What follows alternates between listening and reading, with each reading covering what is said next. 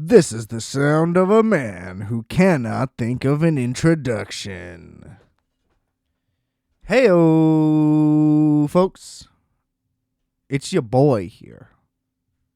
The one and only Adam Pecora. Customer services resident bad boy. That emphasis is tough to keep going. What's up? This is Requiem for a Tuesday. How the hell are you? I'm going to ask you again. Feeling all right myself? Not that you ever ask. We got a loaded one today. You boys keeping up with the topics. We're still doing these short format episodes for now because I'm in a crunch all the time, it seems like. I don't know how it's happening. But at least we got plenty to discuss today, ladies and germs. The studio, the print thing I'm working on, if you've been following along, hasn't really made any progress. So this week I'm going to try to get a bunch of that in. Maybe we can get a full-length episode in. It's been a few weeks again. So we'll see. Could happen. I'm not going to make any promises here. Never really seems to go well when you do. You know what I mean? But before we dive in to today's festivities, I'm going to do what I always do. I'm going to plug it up. I'm going to stick my finger in your butthole. Okay. Rate, review, and subscribe to Requiem for a Tuesday on Apple Podcasts, Spotify, Google Podcasts, Stitcher, Podbean, all of them. Do it all. Get it everywhere. Listen to me 20 times a week on every possible thing. Subscribe to the YouTube channel. Also, I assume it's just called Requiem for a Tuesday. I don't know. Somebody should check and let me know. Little bit of bonus content on there. We got a video episode. We got the Wolfx music video. Check out the Wolfx music, the multiplex music. Listen to Justice's show. Microwave Minutes. Available everywhere as well. The music's streaming everywhere. Would normally be.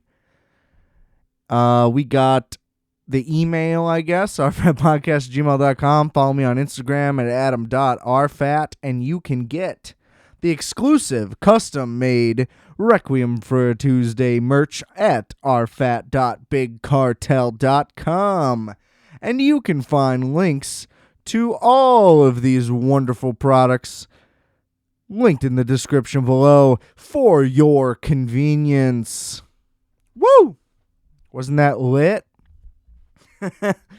I thought that was fun. Damn, I should check out all that stuff, huh? What about you?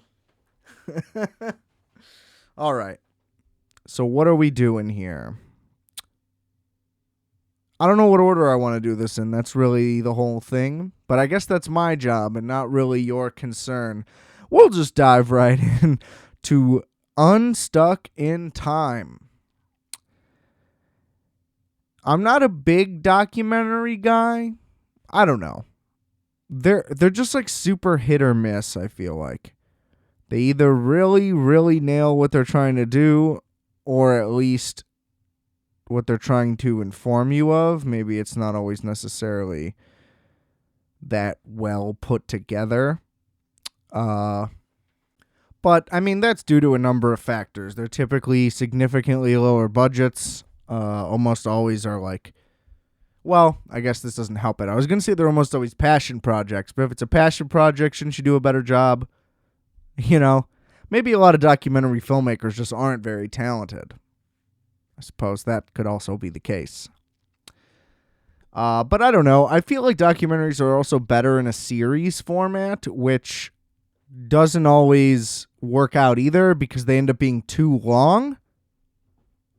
You know, like all those ones on Netflix that are 8 to 10 episodes could really just be 4 to 5.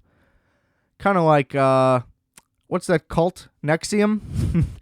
The Nexium documentary on HBO was very good, but then there's like 3 episodes in a row where they just say all the same stuff over and over again.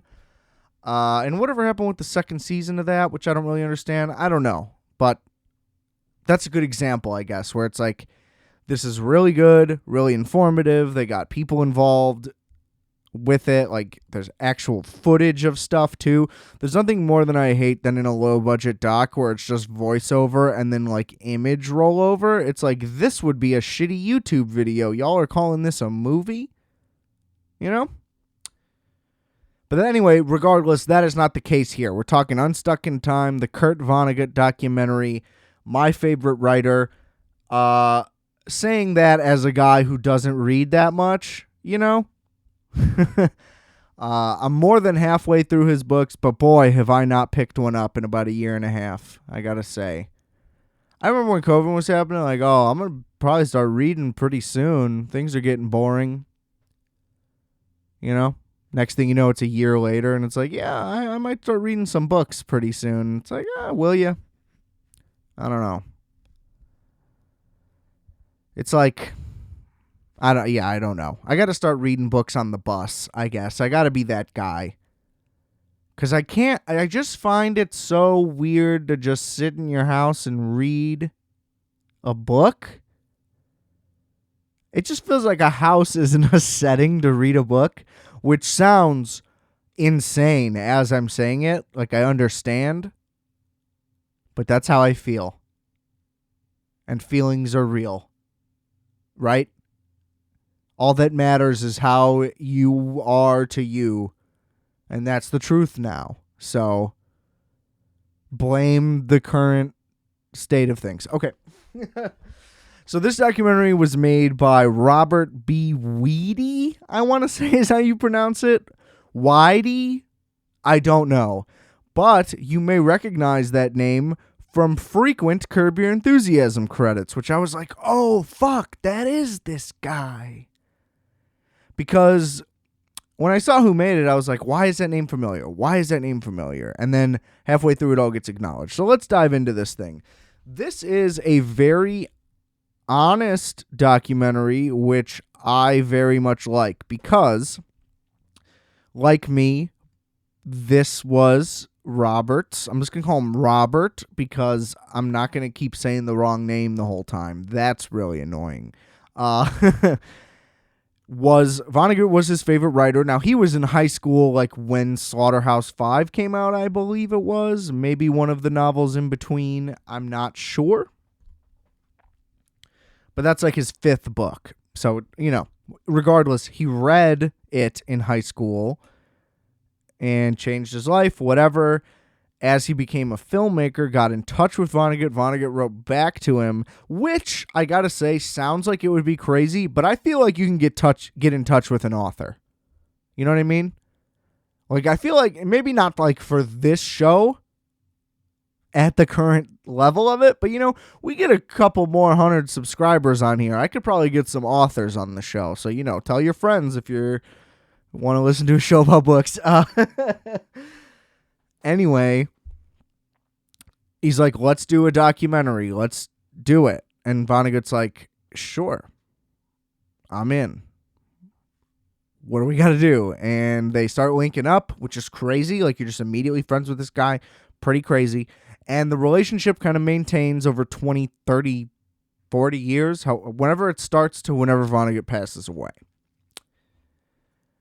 And so the documentary has a very personal element in it, and the filmmaker has included himself in it, which could easily be a crutch or just a negative in general, like, oh, you're making this about you. But that's really not the case here. It's the personal nature of what's going on. You know, just his straight up long-term involvement and friendship. And he was making the documentary for like 30 years. It was supposed to come out in like the 80s. And it didn't come out for like 10 years after he died, I believe. Maybe more? I think it came out in 2020. I don't know. It's rentable on YouTube, by the way. $3.99 standard definition. If you're paying an extra $1 for high def, you're an idiot. That's all I'm going to say. We'll move on.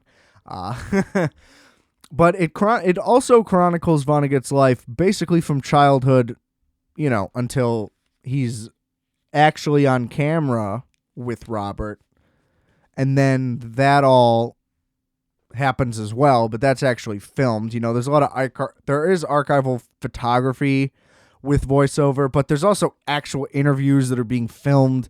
There's a lot of people in this movie, his family, and they all pretty much tell the truth, and the stories all line up. Basically, pretty difficult guy to be around. He wrote these crazy, intricate books where they're developing new languages and religions, and it has to be funny but prescient, but also science fiction, but also funny, but tragic. Like, there's just so much going on. So, like, what's going on in this guy's head has to be a fucking nightmare, There's no doubt. They go into his stuff with the war, what it was like to be captured in Dresden, and how he kind of, like, buried all that deep down and acts like it doesn't bother him, but you can kind of see right through it. There's a ton of stuff of, like, his speeches over the years, public appearances, and they're just like, hey, like, he was a genius, but he was difficult, and it's like that all adds up. And basically, since the doc never came out, he just stayed in a relationship with this Robert guy, and he's like, here's more stuff. So he just kept giving him things like, here, just throw this in the doc, throw it in the doc. And years and years and years go by. And now there's more than enough for it to happen. So maybe the long-term doc really just is what you need to do. Because like When We Were Kings took 35 years to make or whatever. And it is a masterpiece. I would barely even call it a documentary so much as just like, this is excellent stuff. You know what I mean? Like, it's just a great movie, period. You don't need to put the asterisk of documentary on it. And that's partially true for this Vonnegut doc. I would still, probably don't tell people you're not watching a documentary if you're going to put this one on. But it stays entertaining throughout the whole thing. And if you're a fan of the work, I mean, that really just sells itself. Because they talk through the books, they talk through everything, the drawings. I mean, really just you name it. You learn stuff you haven't learned about him before. Or at least I did. I mean, I don't know how much stuff is really out there. Is there a biography that I'm not aware of? Possibly, But it's a great doc, and it's like 2 hours, so you can really just pack a lot in instead of reading some dumb fucking book. Am I right? But it was just fantastic, and he was a great man. I love you, Kurt Vonnegut. Rest in peace. I hope to one day return to Indianapolis to attend your museum. All right. Next up, we got one that I've been wanting to see now for a real long time.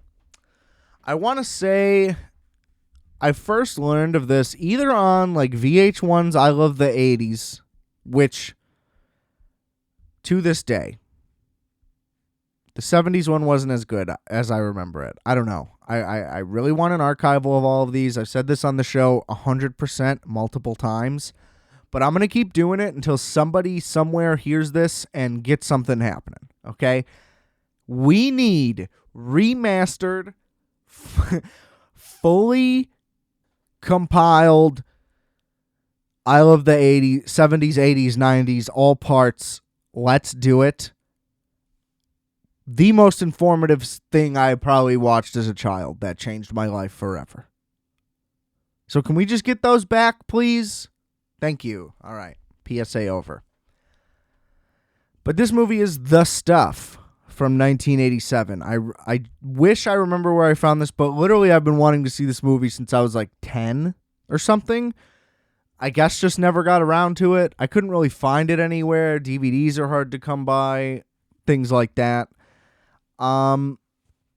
This will technically have spoilers, but, it's 25 years old. So,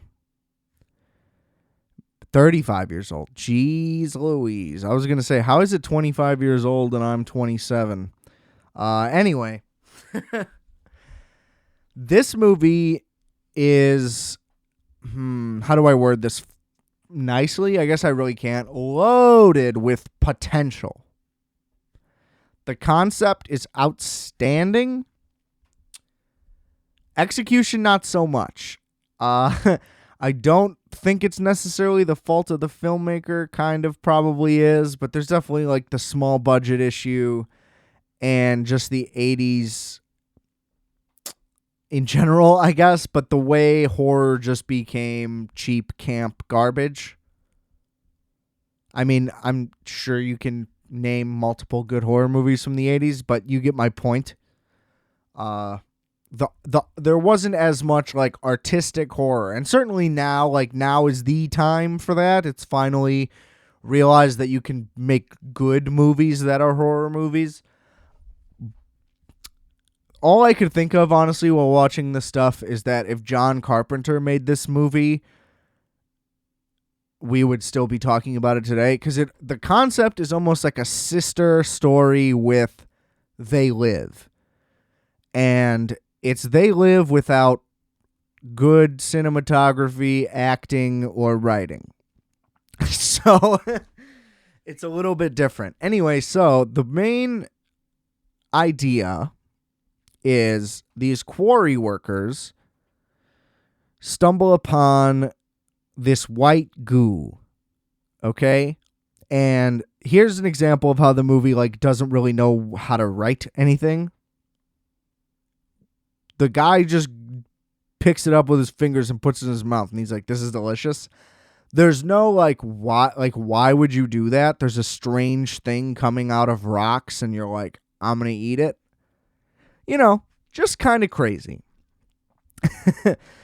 And so it has like a dual plot, kind of. They come together, but basically everybody finds this stuff delicious. It's the most incredible thing anyone has ever eaten. It somehow has no calories.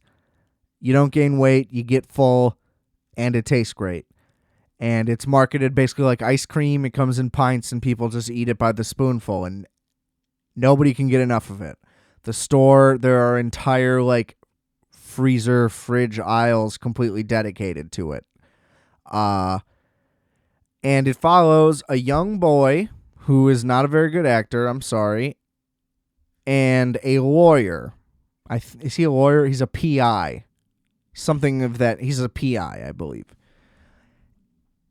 And the boy, his entire family is, of course, addicted to the stuff, as is most of America or whatever. And one night he sees the stuff, somebody had spilled it over in the fridge, and it's moving around. So he's sworn off of it. He's like, "I will not eat it." And as he tries to tell his family that, this stuff is not cool, he realizes that it has warped their mentality and wants to stay away from it even further. But he's smart enough to recognize that and try to be low key about when he'll eat it and when he won't, when he'll fake eat it in front of them, and how to swap it out, and things like that. How to be sneaky. It doesn't work, and his family dies because essentially this stuff, when you eat it, you are now it's basically like an alien parasite type deal. It feeds off you when you eat it, gets bigger, and then once it fills up your space, it leaves your body, and then you're done. You're dead, obviously, and your shell just lays on the ground, and the stuff moves on. Now, the PI guy is out to investigate the same type of thing, but for different reasons. See, he's hired by ice cream companies, basically, to be like, "Fuck these guys, they're stealing my business, and they're not even FDA regulated, blah, blah, blah." And so he gets to the bottom of it, and basically that was all done by force, because they ate the stuff to try it and then became addicted to it. So then we're like, yeah, of course nothing's wrong with it. And so everybody eats it.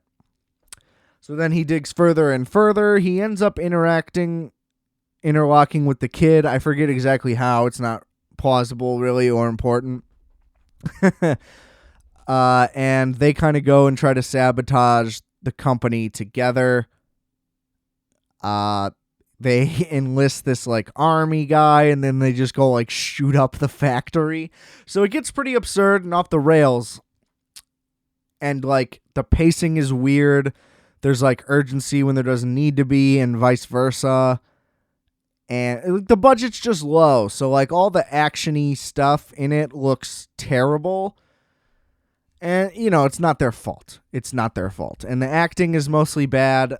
Again, I don't blame the people involved with this movie for the reason it's not good. I just think it didn't get the support that it needed to. But, you know, whatever. And then basically at the end, well, first of all, the thing that's not plausible to me is that when this army guy basically he does like a radio broadcast, or maybe it's on TV, where they reveal the truth and they're like, yo, this is what's going on. This stuff will kill you. It needs to go away. The thing that doesn't make sense to me is that worked and they just started like pulling it and throwing it away. Whereas like, wouldn't that technically ignite all of the infected people to like come try to stop this to happen? Now, I think that that's just the end of the movie, so they're like, we're just ending the movie, but there probably should have been like another 15, 20 minutes. Because, you know, if the whole thing is everybody's addicted, it doesn't really make sense. But so they like win, and then they reveal at the end that there's like bootleg stuff because everybody's jonesing and they need to try to get it. And all that the people learned at the top of the company was just that like, oh, well, we'll just put a little bit less in there and then fill it with ice cream, and then people won't die. And they're like, we're just going to keep this train going. And it is just like the perfect statement on capitalism and, you know, however you want to phrase that. Consumer culture. I just think if this were remade today with like, you know, solid writing, solid acting, good special effects, and just like a more refined focus on the consumerism aspect of it, because it does kind of just like follow the PI guy around, and like he has a relationship for like no reason, and then the army dude is like, I'm gonna fuck your girlfriend, and he's just like, okay. What? And it was just weird. Like, it's supposed to be comedy and it was funny, but it's like, what is the point of this? You know? There's a lot of kinks that need to be worked out and smoothed over, but there's so much great material there to be played with. And like even just like the marketing opportunities that could go along with the movie. I mean, obviously you just sell some of it, or even fake. That way you don't have to go through food shit. Yeah, I don't know. I just think there's a missed opportunity. And I think that if it went, you know, the runtime could be the same, but if they just focus more on executive stuff and showing advertisements and really getting you invested into like what's going on. You know, because even in the example I gave to compare They Live,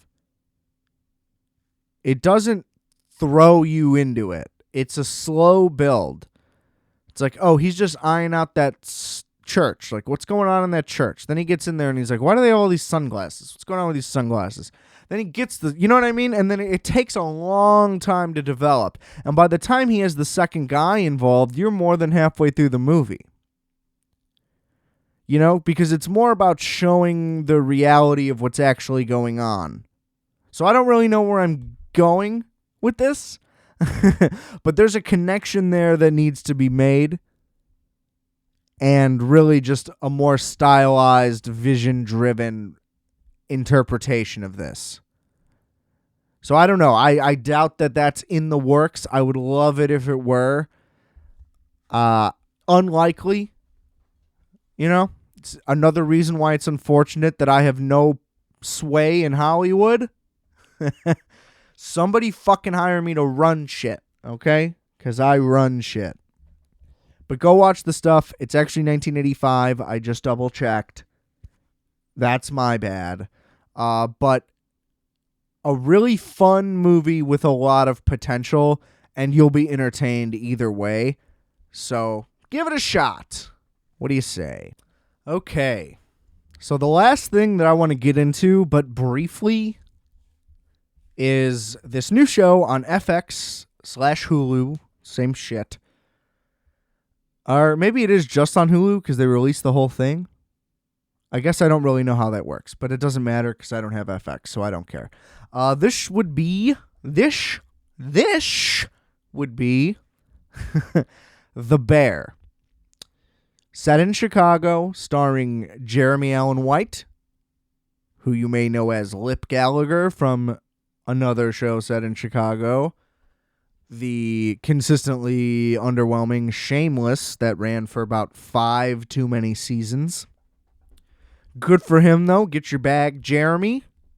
Happy to have you as a resident. Every woman I've ever met that has seen this man wants to have sex with this man. I see it. So, kudos. Congrats. Seems like a nice dude, too. So, what a total package. Hit me up, Jeremy. I'll buy you a hot dog. Okay. So, this show is set at a fictional Italian beef institution in River North in Chicago, which, not a great choice, especially based on who the characters are. I'll get into that in a second, but ultimately that's not really that important. And it's, as a guy who's never worked in a kitchen, but, my boy Justice has been doing that for like a decade now. Excuse me. I'm leaving it in. This is authentic. It seems like it's got to be the most accurate portrayal of a kitchen that has been done in movie or TV. Now, I haven't seen every food fictional thing that's ever been made, so it's possible that's not true, but the point is just that they went for, this is what it's actually like. Like, this is the grind, day in, day out. Everything always goes wrong. You're there for 12 hours a day. Everyone's mad. You know what I mean? It's just, it really tries to nail all that home. They got a bunch of chefs in to, like, help them make it all look very real. A bunch of the actors took culinary training. Like, they're like, this has to work as a real kitchen, or the show can't work. Because if it's just like, oh, I'm flipping a pizza, and it's like, boy, isn't this crazy? They really show also that everybody, like, cares, which is a big thing. You get, like, waiting and shit where it's like a chain restaurant and it's really just a comedy thing that's like the restaurant is the vehicle for it. This is almost the opposite. It's like everything that is happening to each character, they need the restaurant to, like, not deal with. Like, everyone is going through something. I'm trying to word this carefully to not reveal too much. But basically, the entire premise is looped around Jeremy Allen White's character, and his brother had recently committed suicide and left him the restaurant. He was originally like a 3 Michelin star guy. They talk about him working at Noma, which is in like Finland or some shit. Denmark? I don't know. The French Laundry out in Napa, stuff in New York, things like that. Like, this is a big time guy who was like the hottest chef in America, and he kind of got roped back into this. Which, I mean, that's a fun concept on its own. Like, a very, very, very incredible chef ends up working at an Italian beef restaurant. Not working at, like, it's his, he owns it, he's the head chef, and he's trying to, like, revamp it and make it better. It's very, like, set in its old ways and is, like, a messy, disjointed thing, and he is trying to turn it into, like, an elite kitchen that he would be used to working in. So, of course, there's conflicts with the other cooks who want it their old, who don't want anything to change. They're resisting everything. They're not into, like, the quality aspect. There's a new chef who has a similar background to him, basically she's just there because he's there, which also the place is already like an institution and people are lined up out the door and shit like that. But imagine if that happened, like Gordon Ramsay's like, I'm opening a hot dog cart, the amount of traffic that it would get. I was going to say Grand Hatchets, but I don't know how well known that guy is, to be honest. Like, to a common person, is he that well known? I'm not sure.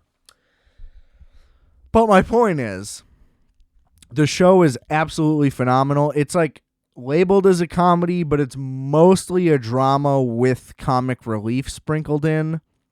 There are some great cameos, like with the flashback episode to show what his older brother was like is incredible. It also helps the show because everybody is mourning and grieving this guy, and all they tell you is he was addicted to pills and he killed himself. But by showing what he was like, you understand exactly why he meant so much to everybody. And like literally everybody. There's also a guy who's labeled their cousin really was just the brother's best friend. That guy's going through a lot. He's an explosive, boisterous, like loud guy, and he doesn't want anything to change either. But part of that is because he's like a lonely guy whose best friend killed himself. So there's a lot of factors at play. It's a ton of fun. I wish there was more. I watched through it basically in one sitting, fell asleep, and then just like woke up, did it again.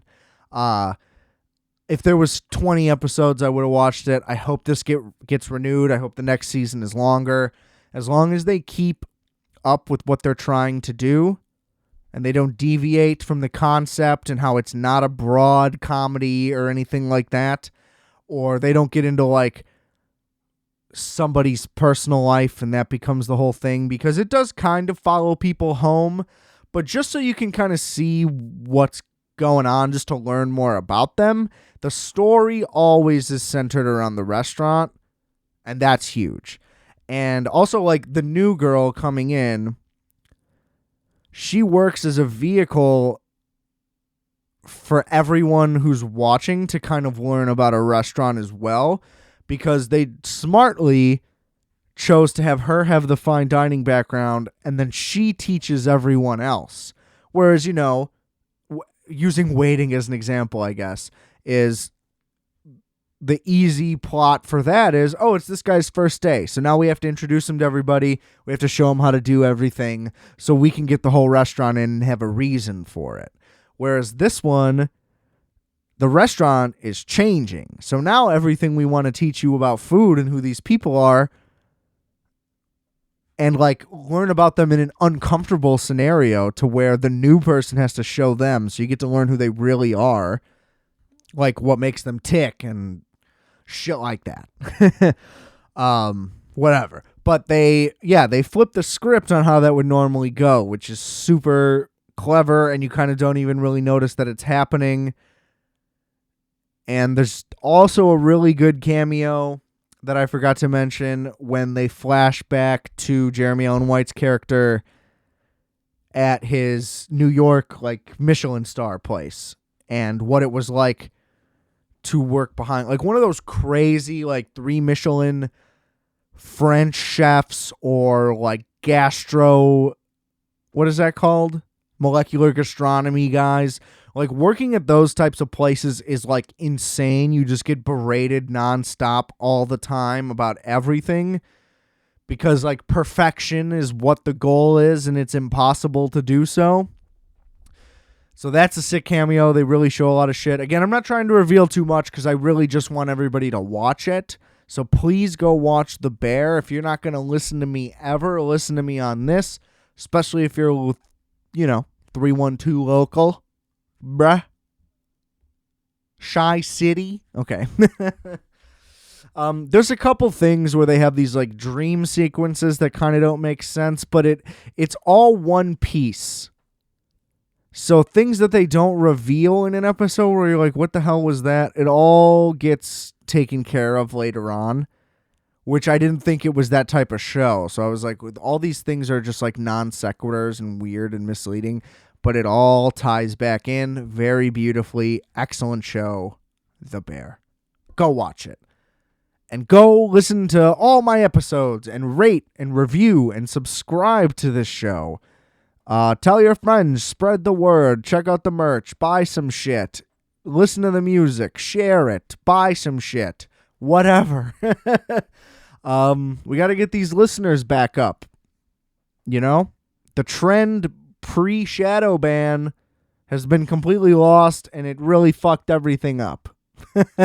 So we got to figure that out. But until next time, this is Requiem for a Tuesday, which I never say. I don't know why I did that. And remember, I are fat, you are fat, we are fat. Calculator.